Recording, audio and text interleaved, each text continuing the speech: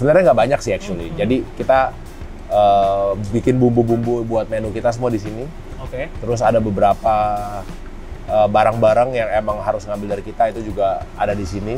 Oke. Jadi kita kirimnya semua di sini aja. Oke. Ya. Berarti nanti outlet itu hanya ngeproses barang dari setengah jadi ke jadi. Dari setengah jadi ke Goreng-gorengan, jadi, benar. sama bikin nasi tapi. Yes. Si outlet itu biasanya tuh kalau ayam dia goreng dari nol, dari mentah. Gua nggak supply dari sini. Jadi Oke. supaya mereka ayamnya lebih fresh, lebih Lebih garing, fresh. jadi Iya. customer juga happy. Iya. Tapi kalau untuk bumbu buat menjaga konsistensi, dari bumbu nasi sampai bumbu protein semua dari sini. Tepung-tepung dari sini juga. Tepung semua dari sini. Nah itu yang tadi lihat di depan itu furikake. Oke. Jadi itu bumbu base bahan base furikake-nya. Lalu kita olah, kita beri bumbu, habis itu kita supply ke ini. Oke. Nanti di dalam lagi produksi, ntar kita lihat. Furikake itu yang Kremesan. kremesan. Ya bahasa gaulnya furikake bang. Ya, itu dah. Furikake itu kremesan dah. Gurih-gurih. Gurih-gurih nyoy. Gurih-gurihnya. Gitu. Nah, yang di belakang lu nih apa nih? Kayak gini-gini ini buat Ya. apa nih? Ini kardus buat kirim-kirim logistik. Oke. Jadi kalau misalnya ada bumbu buat kirim, kita pakai kardus limau. Makanya ini banyak banget. Jadi Oke. selalu branding kita selalu kasih lihat sih. Iya. Gitu. Padahal ini buat ke outlet lu ya, tapi Outlet tetap lu branding ya. tetap branding. Oh. Karena lu mau beli polosan sama ngeprint ya tipis pak bedanya. Ya Tipis ya di print aja. Jadi supaya orang tahu, oh limau nih gitu. Iya. Supaya kelihatan sih.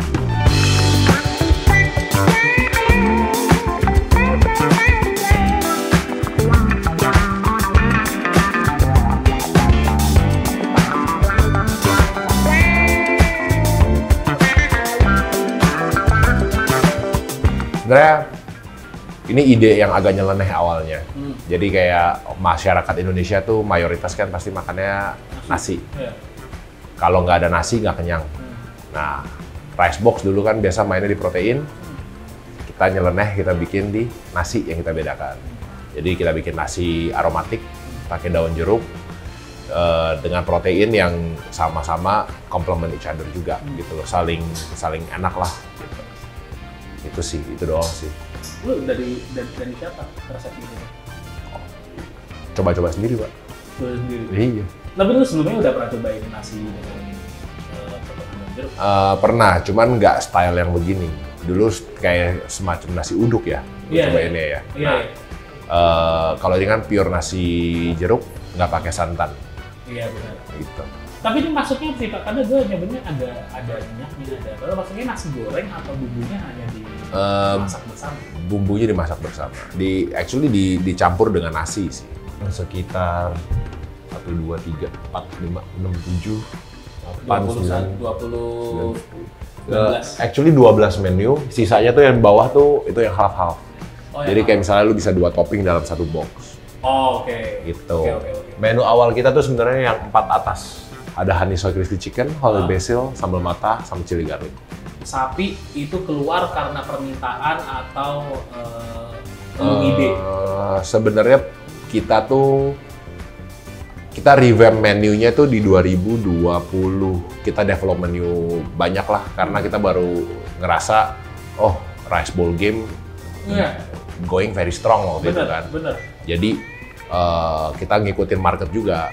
Jadi rice box tuh nggak selalu cuma nasi dan protein selalu ayam gitu. dan telur gitu. Jadi kita rubah, kita banyak menunya jadi lebih ke cuisine kali ya. Iya. Jadi ada beef, ada cumi, ada ayam, lalu ada ayam yang dibakar, itu kita ada taichan juga. Terus kita main juga yang gyudon, itu kita pakai slice beef. Terus kita kasih saus gitu. Tapi benang merahnya Asian? Benang merahnya sebenarnya ide awalnya tuh nasi jeruk itu kan Indonesia banget. Iya.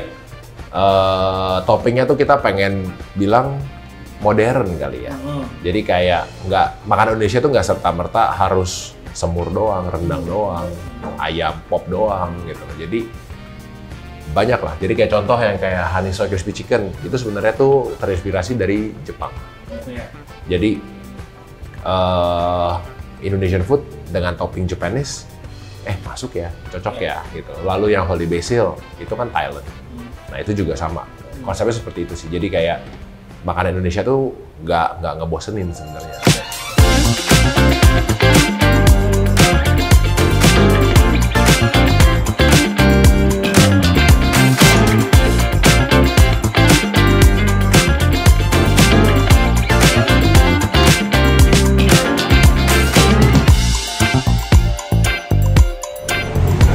Jadi ini dapurnya Limau. Ini barang-barang yang udah ready, udah siap di pack. Ini yang tadi kita ngomongin yang furikake nih. Ini yang udah diolah, ada daun jeruknya di dalam juga. Sebenarnya ini buat nambah rasa sih, buat lebih gurih. Nah ini packing bumbu jeruk kita. Ini buat nasi lo tadi ya? Buat nasi, udah jadi kayak gini. Ada nama, packingnya triple malah, triple seal plus tanggal produksi. Jadi ada per batch itu kita udah langsung lihat. Jadi nanti di outlet tinggal saya ya bikin nasi. Tinggal bikin nasi dikasih, ya. Oh, gitu. Terus ini anak-anak lagi bikin hari ini produksi chili garlic sama cumi sambal bongkot. Gitu. Ini cumi freshnya yang udah dibersihin, udah kita cut kecil-kecil supaya orang lebih gampang makannya, customer juga lebih very easy to eat lah ya. Itu ini yang udah siap di packing. Lo kenapa mejanya ceper gini, Pak? Oke, jadi ini buat supaya mereka lebih gampang packing kerjanya. Karena ini kan besar-besar, terus stockpotnya juga besar. Jadi begitu digeser, mereka juga nggak usah nunduk begini. Lebih enak, lebih nyaman juga ya? Jadi mereka pakai kursi pendek, habis itu duduk, packing, kelar, masukin ke keranjang. Habis itu tinggal masuk ke cold storage. Ini bumbu harisoy yang udah habis kelar. Udah selesai. Tuh, itu chili garlic. Nah, itu lagi proses cumi buat batch lagi satu lagi. Oh, oke. Tuh. Di sini bumbu nggak bohong-bohong, bro. Cabe beneran cabe. Nah, itu kecombrangnya kita. Ini tadi gue lihat waktu ngesote kecombrang. Iya, kecombrangnya juga bener ada. Gitu. Ya. Mahal, bro. Nah, kita pakai bunganya supaya lebih wangi. Kalau batangnya nggak wangi, udah mahal nggak wangi. Mahal, wangi. Iya. Beda nggak sih setup kitchen untuk produksi kayak lo dengan restoran-restoran pada umumnya? More or less ya sama sih. Kurang lebih ya sama sebenarnya. Ya bikin beda, ya produksinya selalu batch besar aja. Besar, ya? Ya, jadi gua nggak produksi cuman buat 100 porsi, 200 porsi gitu. Sekali produksi bisa buat 1.000, 2.000. Supaya emang buat cater semua outletnya kan. Kalau misalnya gue produksi kecil-kecil, nanti outletnya marah, nggak dapet. Tuh. Lo mulai kapan produksi yang seperti ini? Ada central kitchen? Ini kita central kitchen udah jalan di tahun tahun kedua, sorry. Tahun kedua, dari 2017 lo? Iya, dulunya kita masih benar-benar kayak tadi lu bilang, artisan. Masih pakai kompor inai banyak, stockpotnya juga nggak sebesar ini, lebih kecil lagi. Nah itu makanya dulu banyak mitra tuh yang nggak kedapatan bumbu, rebutan mereka jadinya karena kapasitas produksi juga nggak menunjang ya. Makanya dari situ kita biar semua outlet menunya lengkap ada, ya mau nggak mau kita harus invest ke sini. Sampai outlet keberapa sampai akhirnya lo nyadar bahwa gua harus bikin central kitchen yang bisa nge-supply, bisa memenuhi semua outlet gua? Actually pas lagi masuk outlet 20-an kita udah sadar sebenarnya, cuma kita masih agak menunda. Sampai kalau nggak salah ini di outlet ke 30-an kita udah punya ini. Karena ada banyak pertimbangan ketika lo bikin central kitchen. Yes, karena human capitalnya lumayan besar ya. Gitu. Terus habis itu biaya-biaya renov seperti ininya pun juga benar. Apalagi kalau pas lagi kita pindahan pun, waktu itu gue juga sempat ke vakum kayak hampir seminggu karena pindahan kan, benar-benar nggak bisa produksi.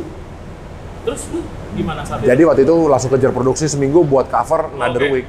Nah begitu ini mulai operasi, wah parah Pak.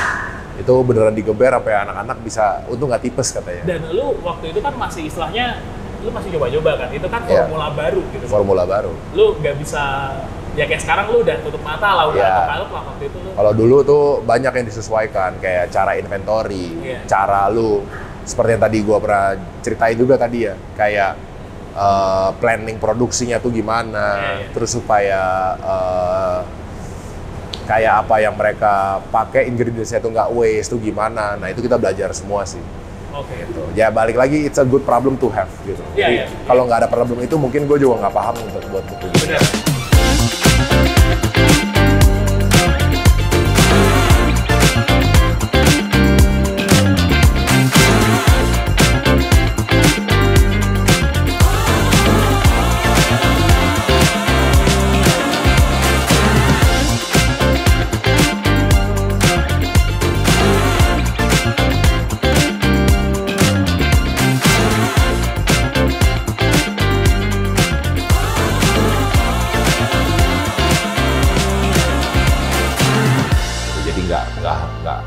Nggak selalu itu gitu loh. Okay. Jadi banyak yang bisa dieksplor dan ternyata diterima juga sama masyarakat. Produk lu yang pernah gua cicipin, itu lu rasanya semua panci, semua strong. Gimana cara lu mengemas taste lu yang kuat ini jadi bisa diterima banyak orang? Susah nggak? Sebenarnya emang panci, cuman masih dalam, kalau ini nggak tahu ya, kalau menurut taste gue ya, itu lebih ke level yang masih diterima sih. Okay. Karena setiap kali kita keluarin menu, itu pasti tuh gue distribute ke banyak orang. Mulai dari karyawan, dari teman, partner gue juga gue kasih.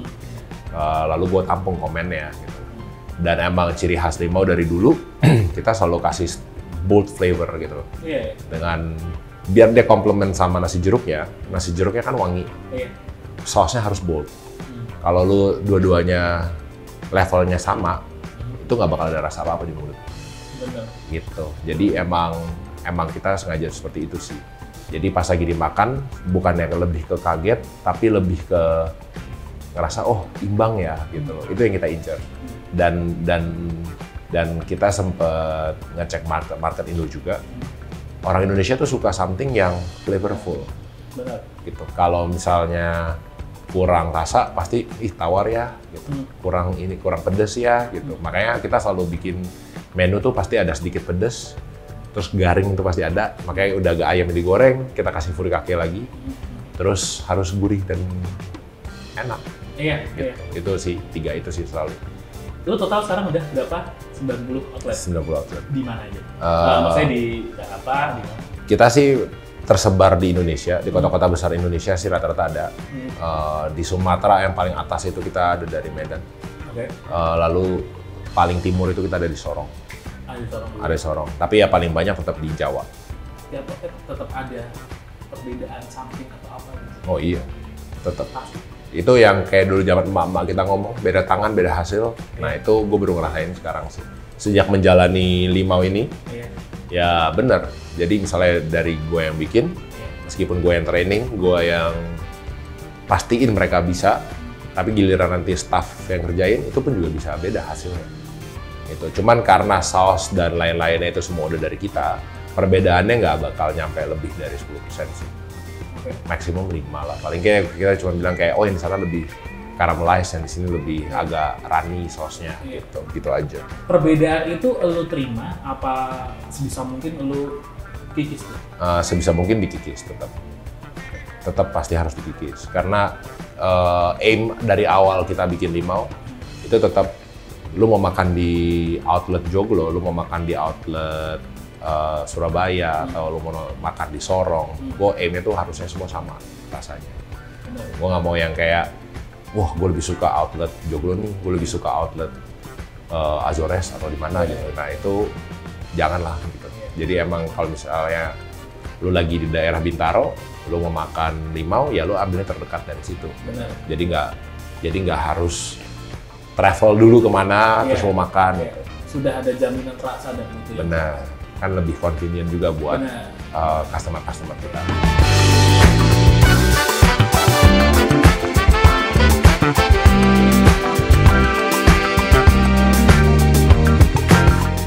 Halo, nama gue Brian dari Limau. Jangan lupa like, comment, subscribe YouTube-nya Turaber, Karetnya 2.